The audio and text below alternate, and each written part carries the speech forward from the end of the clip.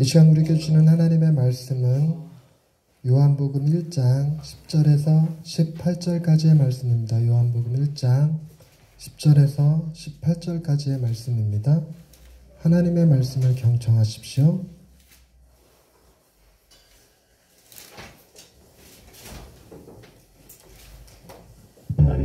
그가 세상에 계셨으며 세상은 그로 말미암아 지은 바 되었을 때 세상이 그를 알지 못하였고 자기 땅에 오매 자기 백성이 영접하지 아니하였으나 영접하는 자 곧 그 이름을 믿는 자들에게는 하나님의 자녀가 되는 권세를 주셨으니 이는 혈통으로나 육정으로나 사람의 뜻으로 나지 아니하고 오직 하나님께로부터 난 자들이니라. 말씀이 육신이 되어 우리 가운데 거하시네 우리가 그의 영광을 보니 아버지의 독생자의 영광이요 은혜와 진리가 충만하더라. 요한이 그에 대하여 증언하여 외쳐 이르되 내가 전에 말하기를 내 뒤에 오시는 이가 나보다 앞선 것은 나보다 먼저 계심이라 한 것이 이 사람을 가리킴이라. 우리가 다 그의 충만한 데서 받으니 은혜 위에 은혜로라. 율법은 모세로 말미암아 주어진 것이요 은혜와 진리는 예수 그리스도로 말미암아 온 것이라. 본래 하나님을 본 사람이 없으되 아버지 품속에 있는 독생하신 하나님이 나타내셨느니라. 아멘. 이 말씀을 통하여 우리에게 은혜 베푸시기 원합니다. 아멘. 여러분, 베네수엘라 사태에 대해서 조금 들은 바가 있으시지요? 베네수엘라 그러면 제가 알기로 굉장히 살기 좋은 나라로 예전에 들었었거든요. 실제로 예전에는 굉장히 살기 좋은 나라가 맞았습니다. 전 세계적으로 석유 매장량이 가장 많은 나라가 베네수엘라입니다. 그러니까 석유만 팔아서도 얼마든지 먹고 살 수 있죠. 사우디아라비아나 두바이처럼 살 수 있었습니다.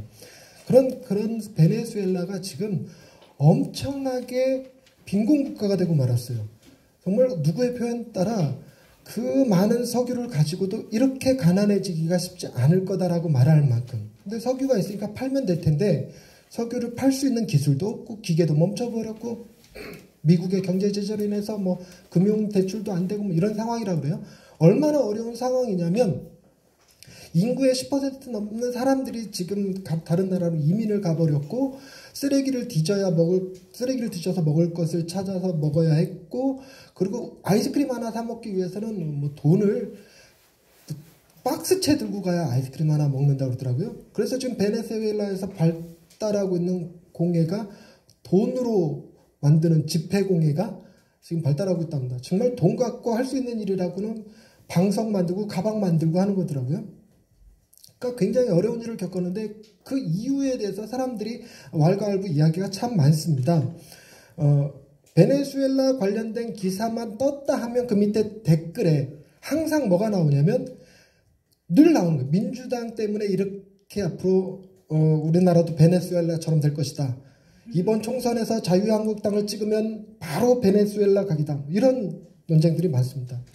그래서 민주당 때문이냐 자유한국당 때문이냐 달리 얘기해서 보수가 망친 거냐 진보가 망친 거냐 하는 논쟁들이 있는데요. 실제로 베네수엘라의 집권당은 진보입니다. 공산당이죠. 그래서 모든 사람들의 복지를 전부 다 해결해 줬어요. 석유를 팔아서 벌어들인 수익이 너무 많아서 국민들로부터 세금을 받을 이유가 하등 없었습니다. 그래서 국민들한테 무료 교육, 무료 의료, 무료 복지 모든 걸 다 해줬어요. 그러다 보니까 기간 산업이 무너지고 공무원들이 부패하고 우리나라 석유 휘발유 1달러인데 1리터가 얼마죠?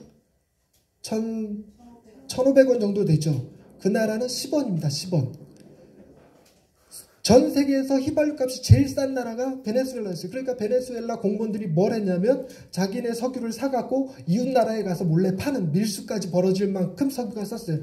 그랬던 나라가 갑자기 이렇게 된 것은 차베스라고 하는 진보 정당의 지도자가 집권을 하면서 이런 문제가 생겼다라고 얘기를 하지만 많은 사람들이 뭐라고 얘기하냐면 진보가 되었건 보수가 되었건 지도자를 누굴 세우느냐가 나라의 운명을 좌우한다라는 얘기까지 합니다.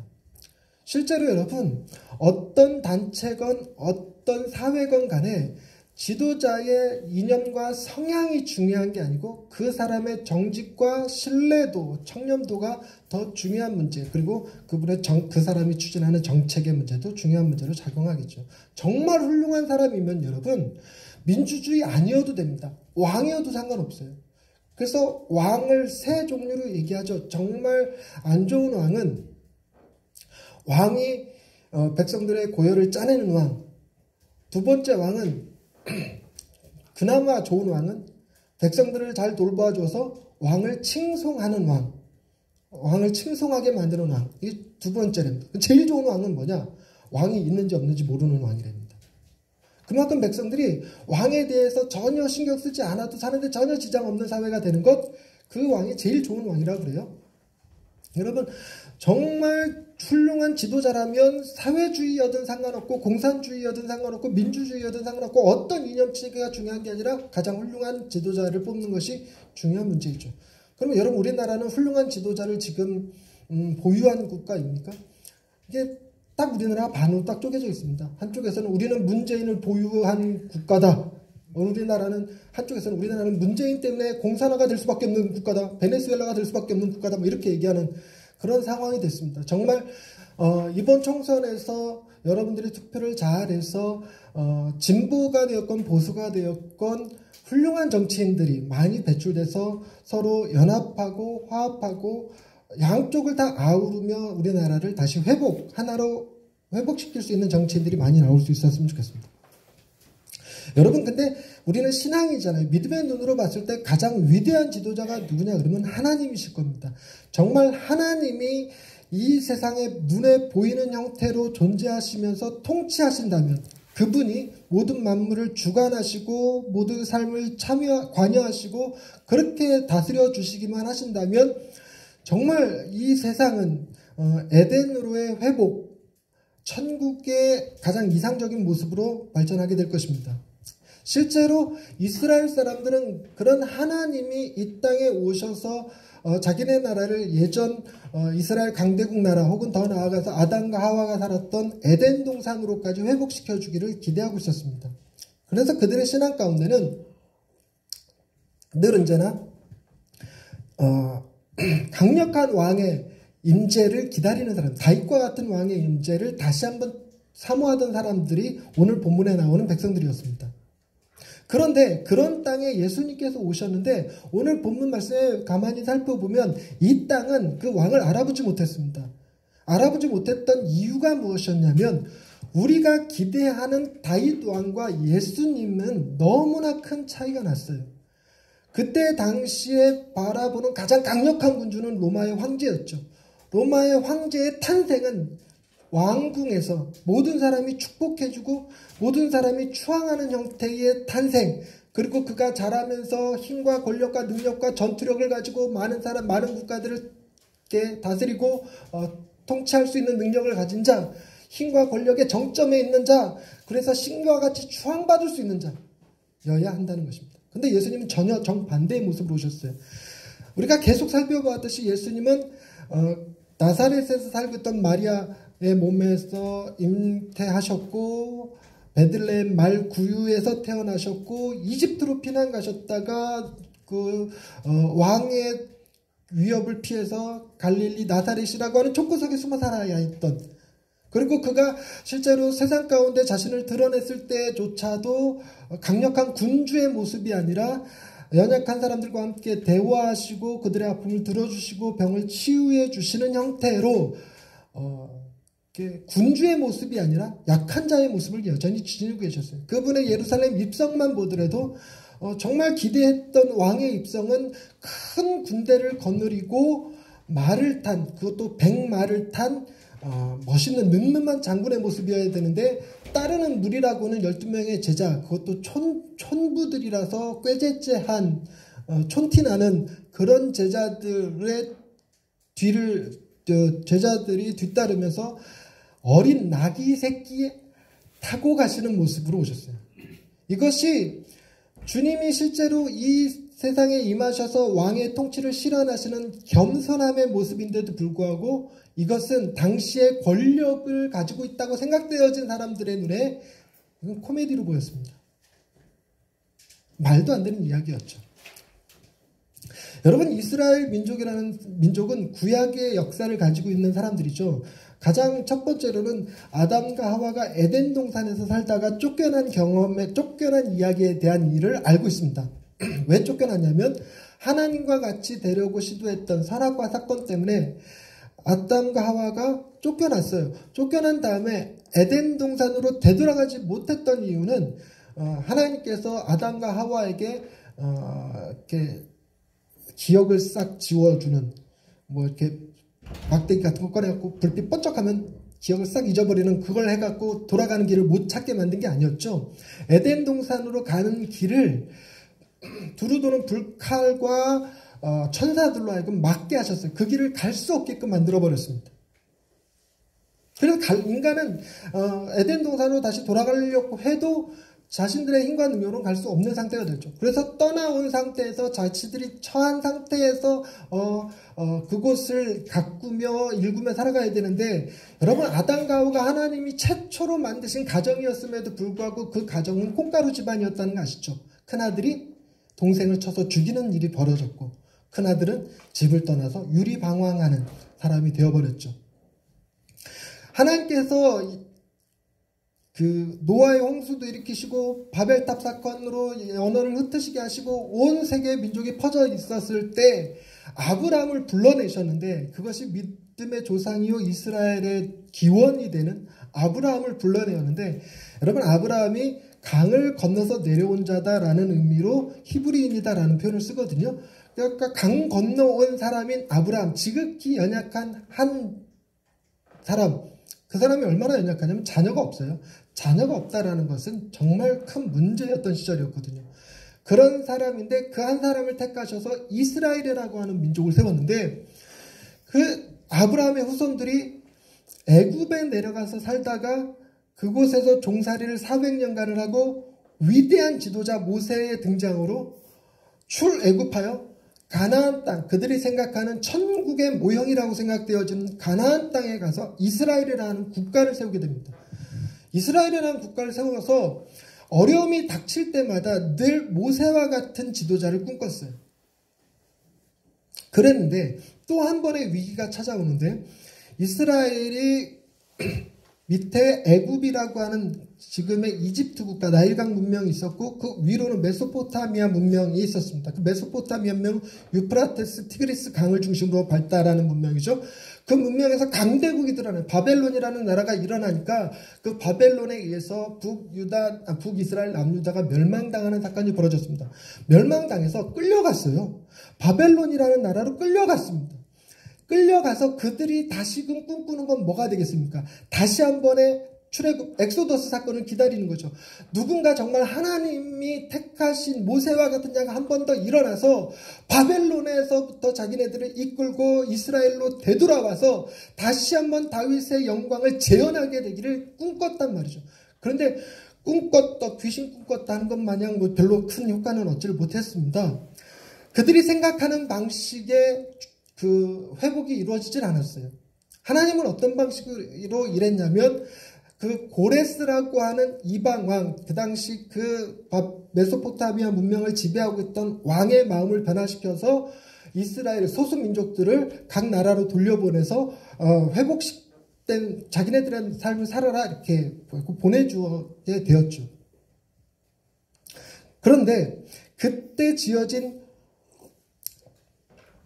예레미야서를 가만히 보시면 한번 보십시다. 예레미야서 37장으로 한번 넘어가십시다. 31장으로 넘어갑시다. 예레미야서 31장 7절서부터 14절에 그때에 대한 이야기가 예언의 말씀으로 등장을 합니다. 예레미야서 31장 7절서부터 14절까지의 말씀인데요. 다 읽을 것은 아니고 8절 말씀을 먼저 보십시다. 8절 말씀 찾으셨습니까? 예레미야서 구약 1101페이지에 있습니다. 1101페이지. 예레미야서 31장 8절 말씀 다 같이 읽어봅시다. 시작. 보라, 나는 그들을 북쪽 땅에서 인도하며 땅 끝에서부터 모으리라. 그들 중에는 맹인과 다리 저는 사람과 잉태한 여인과 해산하는 여인이 함께 있으며 큰 무리를 이루어 이곳으로 돌아오리라. 여러분 가만히 이 예언의 메시지, 회복의 메시지를 보시면 북쪽에서부터, 즉 바벨론의 포로로 끌려갔던 사람들, 북쪽 메소포타미아 민명으로 끌려갔던 사람들이 다시 이스라엘로 가나안 땅으로 돌아오는 회복의 기회를 하나님께서 주시는 것인데, 이걸 묘사한 말씀에 주목하여 볼 것은 이들이 어떤 형태로 돌아오냐면 군대의 형태로 돌아오는 것이 아니라 무리의 형태로 돌아옵니다. 무리의 형태로. 여러분, 큰 무리가 이동할 때는 늘 어쩔 수 없이 주변 국가들과의 마찰이 일어날 수밖에 없습니다. 그래서 우리가 기억하듯이 이스라엘 백성들이 출애굽해서 가나안에 가기까지 무수히 많은 전쟁을 치러야 했던 것과 같죠. 그런데 이들은 군대가 아니고 무리의 형태로 지금 돌아오고 있습니다. 근데 그 구성원을 가만히 살펴보시면 맹인과 다리 저는 사람과 잉태한 여인과 해산하는 여인이 함께 있다. 여러분, 이렇게 지목된 네 종류의 사람은 그때 당시에 하나님의 저주를 받은 사람들 혹은 부정한 자라 하여 하나님 앞에 예배드리는 일에 제한을 받는 사람들입니다. 그런 사람들이 하나님의 돌보심 아래에 돌아오고 있어요. 하나님은 당신의 민족을 구원하시는데 강자들만, 지혜로운 자들만, 능력 있는 자들만 불러낸 것이 아니라 연약한 자들, 그 무리 가운데서 이 사람은 하나님의 저주를 받은 사람이라 우리랑 함께할 수 없습니다라고 일컬어지던 사람들까지 다 포함하여 하나님은 당신의 백성들을 모조리 불러내고 있죠. 그런데 9절 말씀을 한번 보십시다. 9절 말씀 다 같이 읽어보십시다. 그들이 울며 돌아오리니 나의 인도함을 받고 간구할 때 내가 그들을 넘어지지 아니하고 물 있는 계곡의 곧은 길로 가게 하리라. 나는 이스라엘의 아버지요 에브라임은 나의 장자니라. 여러분, 이스라엘과 하나님의 관계는 이스라엘 사람들은 하나님의 이름조차 함부로 부르지 못하는 사람들이었습니다. 십계명의 제3계명을 외우실 수 있는 분. 삼가 내 이름을 그렇지 연우야 망령 때 일컫지 말라 그래서 하나님의 이름이 야훼임에도 불구하고 야훼라는 말만 나오면 그 말을 입에 담지 않고 아도니아라는 말로 바꿔서 읽었어요. 아도나이라는 말로 바꿨나? 아도니아는 제사장 이름이었습니다. 아도나이라는 말로 바꿔서 읽었습니다. 그러니까 아도나이라는 말은 오늘날의 로드, 주라는 의미를 가지고 있습니다. 그런 의미로 하나님은 우리의 주인, 우리는 그분의 종의 개념이 강한 민족이었어요. 그런 민족이 하나님의 징계를 받아서 북방 민족에 의해 탄압받고 끌려갔어요. 그랬는데 그들이 회개하고 변화되어져서 거룩한 민족이 되어 되돌아오는 게 아니라 그들은 그곳에서 어떤 형태가 되었냐면 맹인이 되었고 저는 자가 되었고 잉태한 여자가 되었고 해산할 때가 가까워진 여자예요. 여러분, 길고 긴 여행을 하게 되는데 임신한 여자가 있고 곧 해산해야 될 여자가 있고 다리 저는 사람이 있고 앞을 보지 못하는 사람이 있으면 그 행군이 얼마나 더디겠습니까? 얼마나 더디겠습니까? 그런 무리를 누군가가 공격한다면 큰 군대를 동원할 필요도 없어요. 소수 몇 명의 군사들만 동원해도 얼마든지 멸절시켜버릴 수 있을 만큼 연약한 상태로 돌아오는데 그 돌아오는 길을 하나님께서 안전한 길로, 전쟁이 일어나지 않는 길로 온다고 먼 길로 뺑뺑 돌아서 험한 산을 넘어서 골짜기에 숨어서 이렇게 오는 것이 아니라 가장 좋은 길로, 계곡에 물이 흐르고 물을 마실 수 있고 곧은 길로, 험하지 않은 길로 데리고 오는데 놀라운 사실은 그 다음 말씀이에요. 주님이 하나님이 뭐라고 얘기하시냐면 나는 이스라엘의 누구다? 아버지다. 에브라임은 이스라엘의 다른 표현입니다. 에브라임은 나의 뭐다? 장자다. 내가 너희를 다시 회복할 때에는 여전히 나는 아도나이고 너희는 나의 종이의 개념이 아니라 내가 이제는 너희의 아버지고 너희는 나의 장자, 아들이다. 아버지와 아들의 관계로 그 아버지가 아들을 위하여 목숨을 걸고 아들을 지켜낼 수 있는 그 심정으로 아들을 지키고 사랑하고 보호하는 그 심정으로 그들을 이끌어낸다는 거였습니다. 근데 이 예언의 구절을 받은 이스라엘 사람들은 실제로 하나님이 이런 일을 행하시기 위해서 누구를 또 보내실 거라고 생각했냐면 모세나 다윗을 다시 보낼 거라고 생각했어요. 그런데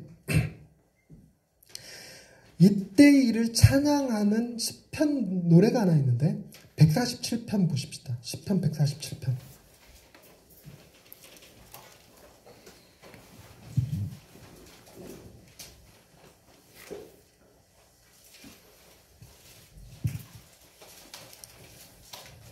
시편 147편은 세 편의 노래가 이렇게 이어져 있는 시입니다. 그 중에서도 이제 세 번째 단락에 해당되는 말씀들이 이 회복의 메시지를 담고 있는 찬양인데요. 그 중에서 오늘 보려고 하는 것은 15절 말씀과 18절 말씀입니다. 시편 147편 15절 말씀 다 같이 읽어봅시다. 시작. 그의 명령을 땅에 보내시니 그의 말씀이 속히 달리는도다. 여러분, 그 말씀이 달린다라는 말을 쓰면 이게 말이 맞는 표현입니까? 틀린 표현입니까? 틀린 표현이죠. 이게 말 같지 않은 소리예요. 그러나 이거 시편은 시 그리고 노랫말이었습니다. 그러니까 용인되는 표현이죠. 그래서 많은 사람들이 이 말씀을 두고 시적인 비유라고 생각했습니다. 그래서 하나님이 선지자를 통해서 메시지를 주시듯이 하나님의 말씀으로 천지를 창조하셨듯이 능력 있는 그분의 말씀이 이스라엘을 회복시킬 거라 생각했어요. 앞뒤 문맥을 살펴보시면 이스라엘은 지금 현재 완전히 초토화되어 있고 추위에 얼어붙어 있는 땅, 농사를 지을 수 없는 땅, 물을 구할 수 없는 땅의 형태로 되어 있고 하늘에서는 우박이 내리는 그런 형태의 땅이 되어 있습니다. 우박이 내리면 농사 못 짓습니다. 그런 형태인데 18절 말씀을 보십시다. 18절 말씀 시작. 그의 말씀을 보내사 그것들을 녹이시고 바람을 불게 하신즉 물이 흐르는도다. 이렇게 되어 있습니다. 여기도 또 말이 안 되는 표현이 나오죠. 말씀을 보냈다. 여러분, 말이 안 되는 건데 어디서는 이걸 허용할 수 있다? 시에서는 허용할 수 있고 찬양에서는, 가사에서는 이걸 허용할 수 있어요. 그래서 사람들이 다 이거를 비유나 은유 정도로, 시적 표현 정도로 이해했습니다. 그런데 오늘 본문 말씀부터 되도록 합시다. 요한복음 1장 1절. 요한복음 1장 1절 함께 읽겠습니다. 시작. 태초에 말씀이 계시니라. 이 말씀이 하나님과 함께 계셨으니 이 말씀은 곧 하나님이시니라. 그리고 한 구절 더 보십시다. 오늘 읽었던 말씀인데 14절 말씀입니다. 14절 말씀 시작. 말씀이 육신이 되어 우리 가운데 거하심에 우리가 그의 영광을 보니 아버지의 독생자의 영광이 은혜와 진리가 충만하더라. 할렐루야. 여러분, 하나님이 말씀하신다라고 할 때 그 말씀은 하나님 그분 자체라고 생각되어지는 거예요. 여러분, 우리는 하나님을 본 자가 없습니다. 하나님을 아무도 본 적 없어요. 그래서 여러분 성경을 구약신약 다 읽어봐야 하나님이, 예수님이 어떤 형태의 모습을 갖고 계신지, 키가 얼마나 되는지, 갈색 눈인지 아닌지, 눈은 짝짝인지 제대로 박혔는지 알 수가 없어요. 여러분, 하나님은 남자일까요? 여자일까요? 몰라요. 정말 쇼킹한 것은 오두막인가 원두막인가 하는 그 소설에서 보면 흑인 뚱뚱한 여자가 하나님으로 등장하는 겁니다. 그러니까 하나님의 외모에 대해서는 우리의 이스라엘의 관심사가 아니었습니다. 하나님은 늘 언제나 어떤 형태로 그들의 가운데 나타났냐면 말씀하시는 분으로 나타났어요. 여러분, 이 세상이 존재한다라는 것은 이 세상을 존재케 한 제1원인이 있겠죠.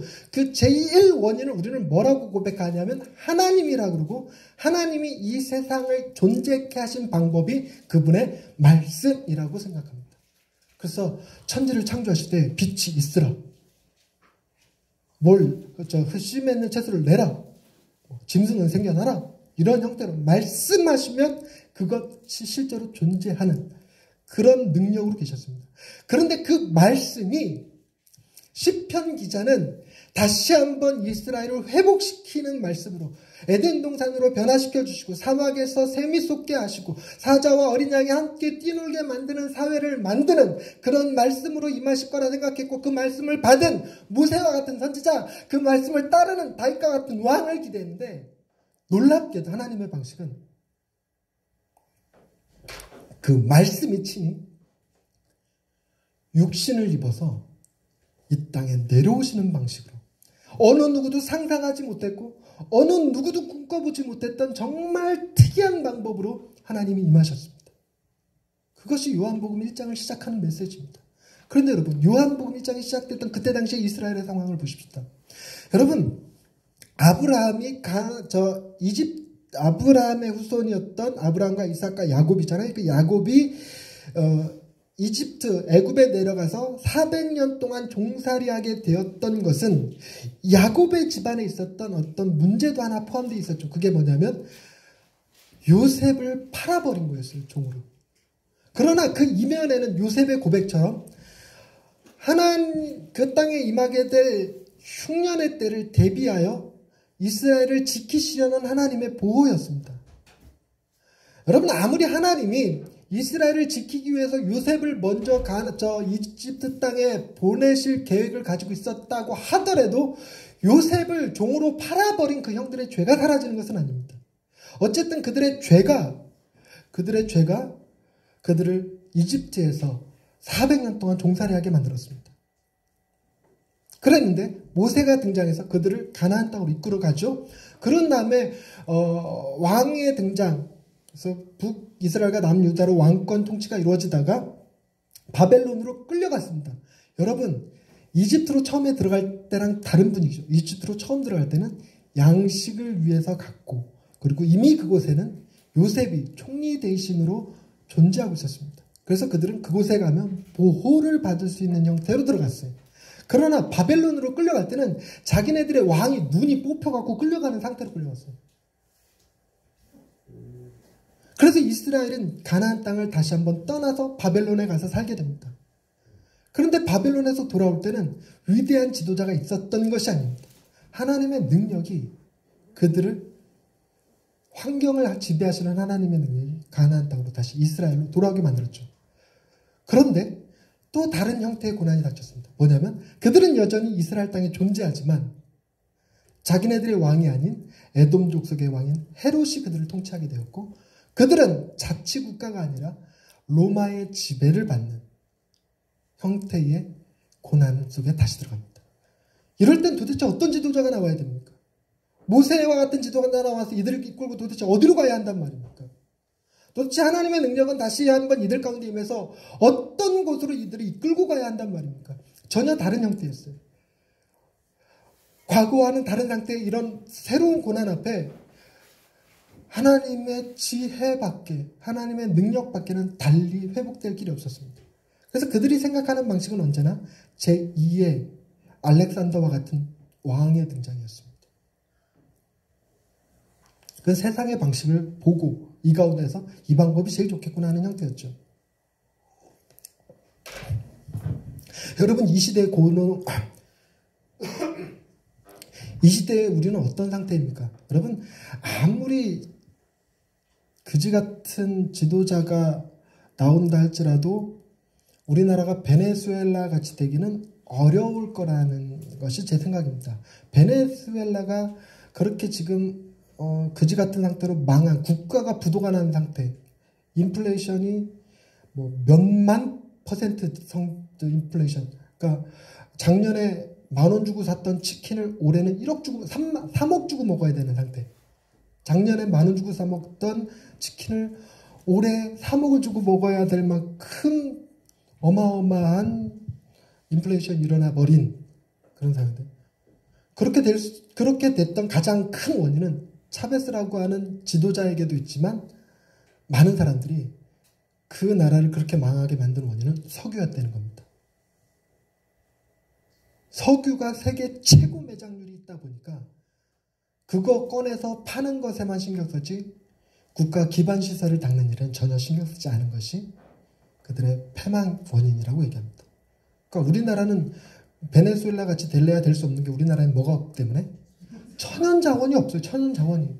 우리는 일하지 않으면, 물건을 만들어서 팔지 않으면 어떻게 살아갈 방법이 없는 나라예요. 그래서 어떤 지도자가 나오든 베네수엘라 같이 망할래야 망할 수가 없어요. 그런데 우리나라가 현재 이 시대는 무엇이 사람을 괴롭고 힘들게 만듭니까? 그것은 신을 잃어버린 사람들이, 혹은 신을 찾는 사람들조차 신을 주인이 아니라 아버지가 아니라 내 삶의 도구로 이용하려는 사람들이 이 땅의 고난 속에 갇혀 있다는 것입니다. 어떤 위대한 지도자가 우리나라의 왕이 되고 대통령이 된다 해서 자살률이 떨어지거나 사람들의 행복도가 증가하는 것은 아닙니다. 여러분, 부가 최저임금이 올라가고 여러분들의 수익이 늘어난다는 것이 여러분의 행복을 보장하지 않아요. 그럼 어떤 방식으로 우리가 회복할 수 있는 것인가? 여러분, 우리에게도 우리가 생각할 수 있는 방식의 어떤 것이 우리를 회복시켜주지 않습니다. 즉, 이번에 총선에서 민주당이 압승을 하든 자유한국당이 압승을 하든 정권이 누구로 바뀌든 간에 그 어떤 것도 우리나라가 하나가 되게 할 수는 없어요. 우리나라를 회복시킬 수는 없어요. 왜냐하면 사람들은 아담의 범죄 이후로 다 자기 중심성으로 살아가기 때문입니다. 놀랍게도 하체는 하나인데 위에는 몸뚱아리가 둘인 사람이 있습니다. 그러니까 기억하죠. 여러분, 이 사람은 두 사람입니까? 한 사람입니까? 두 사람일 것 같습니까? 한 사람일 것 같습니까? 이 두 머리가 똑같은 생각을 할까요? 서로 다른 생각을 할까요? 그러면 두 사람이겠죠. 그러니까 이 두 사람은 늘 언제나 자기 중심적으로 생각해서 잘 때도 내가 좀 더 편한 자세를 고집하게 될 거고, 걸을 때도 자기가 좀 더 편한 자세로 걸으려고 할 것이고, 그래서 걷는 것도 힘들고 자는 것도 힘들고 먹는 것도 힘들고 다 힘들어요. 근데 이 둘이 하나가 되는 방법은 통증을, 감각을 똑같이 느낀다면 한 사람이 된답니다. 즉, 이렇게 누웠을 때 내 옆에가 편하다고 느끼는 것이 아니라 내 옆에도 동일하게 불편하다고 느끼고, 맛있는 거를 먹을 때 이 사람이 먹는데 그 맛을 내가 똑같이 느끼거나 이 사람이 먹을 때 쓰다라고 느끼는 걸 나도 동일하게 경험한다면 이 사람은 머리가 둘일지라도 하나가 됩니다. 무슨 얘기냐면 사람들이 다른 사람들의 고통을 내 고통처럼 느낄 수 있으면 하나예요. 그런데 다른 사람의 고통과 내 고통을 전혀 다르게 느낀다면 그건 하나가 아니라 둘입니다. 대표적인 예로 예수님께서 선한 사마리아인의 비유를 얘기하실 때 강도 만난 자가 길에 쓰러져 있을 때 제사장 레위인이 지나갔으나 피하여 지나갔습니다. 제사장과 레위인은 내가 그를 도왔을 때 내게 어떤 문제가 생길 것인가에 대해서 고민했어요. 그러니 도울 수가 없었습니다. 그런데 사마리아인은 내가 그를 돕지 않으면 그에게 어떤 문제가 생길 것인가를 생각했다는 것입니다. 즉, 그 사람 입장에서 생각했다는 거예요. 그 사람 입장에서.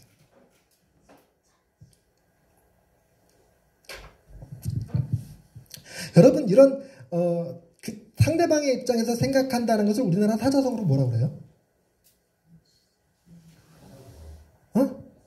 타산지성 말고. 그럼 사자성어가 아닌가 보다. 입장 바꿔 생각해봐. 이거 뭐예요? 역지사지. 맞네. 역지사지. 사자성어 맞네. 근데 진정한 역지사지를 한 사람은 예수님 한 분밖에 안 계십니다. 역사에. 신이신 그분이 친히 인간이 되셔서 엄마 뱃속에서부터의 삶을 다 사신 분이에요. 왕으로 오셔갖고 그 왕권을 휘둘렀다는 게 아니라 지극히 낮은 자로 가난한 자의 모습으로 오셔서 그 가난과 고통과 아픔을 고스란히 경험하고 아버지의 돌아가심도 경험하고 배고픔과 추위와 굶주림을 고통을 고스란히 다 경험하시고 배신까지 경험하시고 죽음까지 경험하셨던 그분이야말로 역지사지의 최고봉이죠. 그런데 하나님이 인간의 모습으로 이 땅에 예수를 보내실 때 무엇을 가장 중점에 두고 보내셨냐면 오늘 설교 제목, 그분은 무엇이 가득하신 분이었다? 은혜와 진리가 충만했다. 여러분, 은혜와 진리가 충만했다 그러니까 이게 하도 우리 입에 붙어버린 수거같이 이렇게 되어버려서 은혜와 진리는 비슷한 말인 것처럼 들립니다. 그러나 은혜와 진리는 전혀 반대말입니다. 진리로 우리를 대할 때는 다 죽어요, 우리가. 은혜로 대할 때는 우리가 무슨 죄를 지었든 다 살아요. 여러분, 제가 엄격하면서도 자비롭다. 말장난으로 들리죠. 딱 그런 얘기입니다. 은혜와 진리라는 게. 그래서 주님은 가장 진리의 최고봉이시기 때문에 형제에 대해서 라가 욕만 해도 너 살인한 자야 이렇게 됐어요. 반드시 사람을 죽여야지만 살인자가 아니라 너 욕만 했어도 그거 상대방을 죽인 거야. 그건 살인죄야. 진리를 아주 극단적으로 몰고 가셨습니다. 다른 여자를 보고 음욕을 품었어? 그게 간음이야. 이렇게. 그 진리를 극단으로 끌고 가셨는데 은혜 역시도 극단으로 끌고 가셔서 어떤 형태냐면 예수를 향하여 비웃고 조롱하는 사람들을 십자가 위에서 용서하시고 그들의 죄를 사하시는 메시지를 전하셨어요. 자신의 손과 발에 못을 받고 옆구리를 칼로 찌른 자까지 용서하시는 주님이셨습니다. 은혜가 충만했어요. 오늘 본문 표현에 의하면 16절 말씀, 우리가 다 그의 충만한 데서 받으니 은혜 위에 은혜러라. 여러분, 까도 끝도 없다는 걸 뭐라고 그래요? 양파라고 그러죠. 양파. 근데 양파는 끝이 있다 없다? 있다. 몇 번만 까면 된다? 8번만 까면 돼요. 8번만. 어떤 양파고 간에 8번만 까면 더 없어요. 근데 예수님은 8번이 아니라 70번씩 7번도 다 까지 못해요. 77에 49, 490번도 나 해도 못 가요. 은혜에, 야, 나 이 은혜 필요 없어. 가서 치워. 또 있네. 또 치워. 또 있네. 이게 은혜래. 은혜 위에 은혜. 은혜의 정점에 있으신 분이에요. 그러니까 그 진리를 극단으로 밀어붙여서 우리에게 적용하시면 우리는 다 뭐 할 수밖에 없는 존재냐면 죽을 수밖에 없는 존재예요. 그 죽을 수밖에 없는 존재인 우리를 만들어서 그 죄를 대신 담당하셨어요. 전혀 양보하지 않았어요. 진리에 대해서 전혀 양보하지 않았어요. 여러분, 내 아들이 받을 벌을 내가 대신 받는다 그러면 저는 최소한 어떻게 할까요? 온갖 탈법, 변법, 고급 변호사 다 동원해갖고 내가 벌 받을 거 상상하면 조금이라도 벌을 줄여야 되겠죠. 원래대로라면 한 100대쯤 맞아야 되는데 온갖 그 야교를 부려서 한 10대쯤으로 줄여서 맞고 싶을 거예요. 근데 예수님이 하신 일은 뭐냐면 대충 하면 한 100대쯤 맞을 거를 정확하게 날카롭게 해서 죽는 사형을 받아버린 거예요. 그리고 그걸 대신 감당하셨어요. 그리고 우리는 그분의 가장 충만한 은혜를 얻게 하셨습니다. 이것이 어떤 결과를 가져오냐면 땅에 제한되지 않는 이스라엘을 만들었습니다. 그래서 반드시 가나안 땅에 돌아가서 다윗의 왕국을 건설해야만 된다는 생각을 벗어나서 그 어디라도 하나님의 나라가 임할 수 있으면 그 어느 민족이라도 그 어느 백성이라도 심지어 그 어떤 죄인이라도 하나님의 자녀가 될 수 있게 하신 것. 더 나아가서 그분이 보여주신 타산지석을 그분이 보여주신 우리를 향한 가장 절절한 사랑을 우리도 보고 깨닫고 그렇게 살고 싶어지도록 그래서 우리가 우리 안에 갇혀 사는 것이 아니라 내 이웃의 아픔을 같이 느끼고 우리 공동체에 대해서 같은 생각을 품고 하나 되는 길을 걷게 하는 것. 그것이 바로 예수 그리스도입니다. 놀랍게도 프랑스와 독일이 서로 못 잡아먹어서 서로 총질하고 탱크 만들고 비행기 만들고 무지막지하게 싸운 2차 세계대전 때도 크리스마스 때 찬양 하나로 같이 두 나라 군인들이 노래를 불렀을 정도로. 근데 조금 고민이 되는 게 과연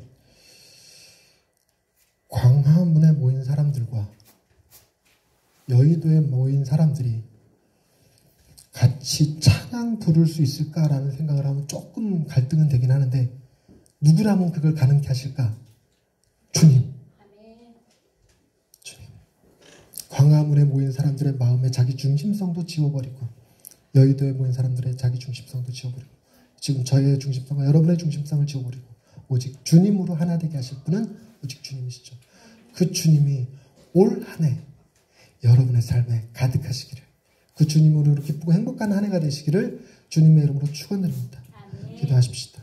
하나님, 세상은 주님을 알지 못한 채 서로가 서로를 미워하고 원망하고 하나라도 더 가지려고, 더 빼앗으려고 하다 보니 우리가 누구의 지배를 받는 것은 아니지만 자유도 있고 경제도 좀 넉넉하고 평등을 누리고 사는 것 같지만 이 시대 이 민족을 헬조선이